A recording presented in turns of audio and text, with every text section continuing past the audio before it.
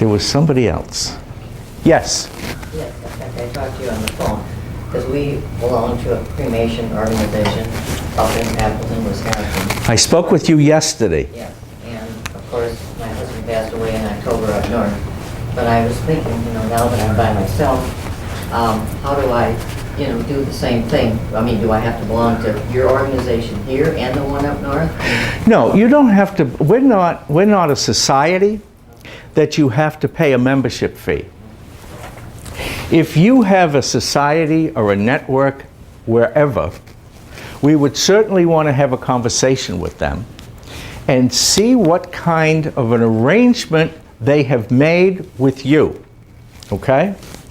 And if, for example, they said, well, Mrs. Jones came in to see us or is a member of our society and she's let her wishes be known to us that she wants cremation, she really doesn't want to have a service, she doesn't want to have a ceremony, or she may, but she wants it here in this state.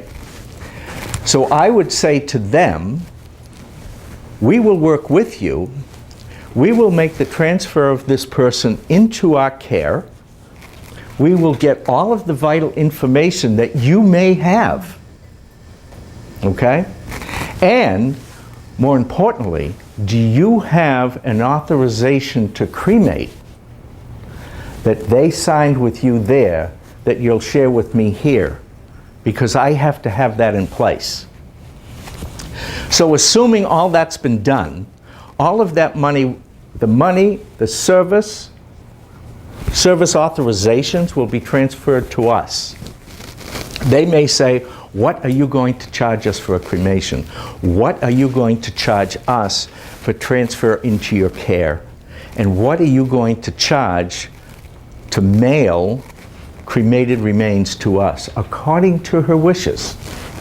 And I will go over each one of those charges with them. And then they make a decision. Be buried up north, like where I can say. And that's what we do. They will say, her cremated remains are to be mailed directly to a cemetery or directly to us.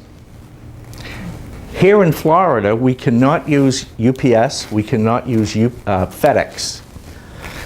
We have to send cremated remains, Priority Express, marked cremated remains, and they're shipped within the next day, depending upon the zip code. But normally it's within the next day. Wow. I'm going to give some of these to Glenn. Glenn's getting off easy. I'm learning a lot. Yeah. Do you have cemeteries or gardens that you own or refer to here in Naples or anywhere? No, no, we're not. We don't have a cemetery.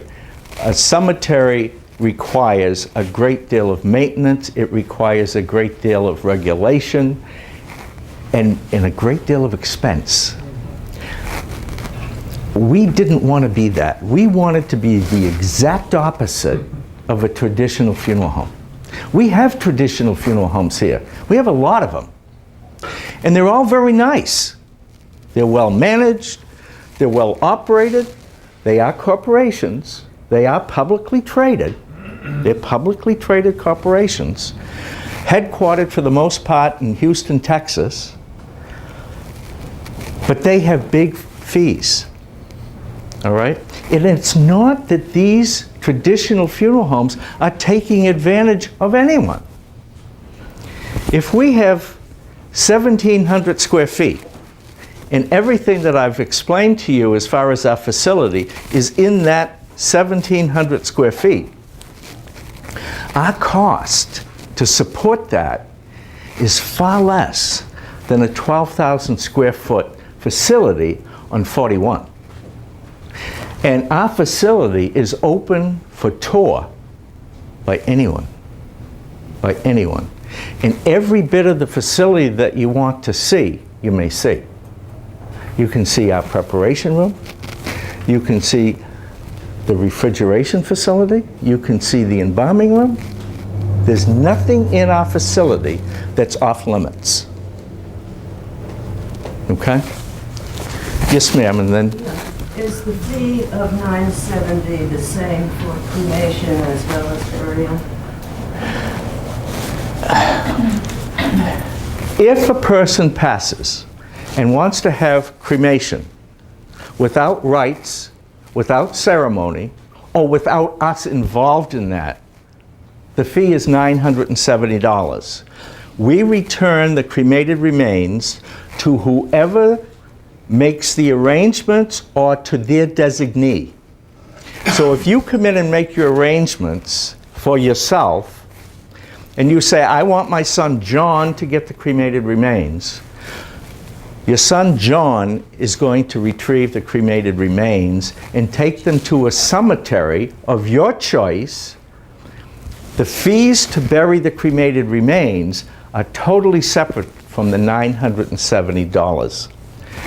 The $970 covers the cost of providing cremation, storage, transfer of the deceased into our care from place of death,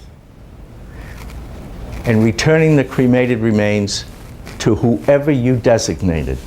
So if you say, my son John and Alice, John and Alice both have to come in. If you say John or Alice, either one can come in to get the cremated remains.